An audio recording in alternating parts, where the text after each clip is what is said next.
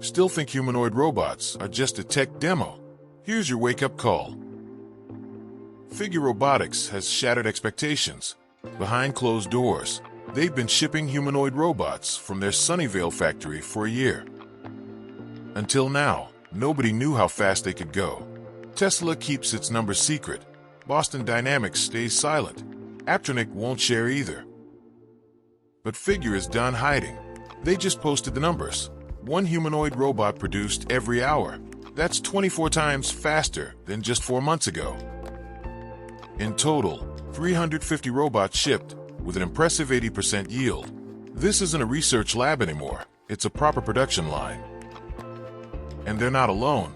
Last week, 1X Robotics opened their first U.S. factory in Hayward, California.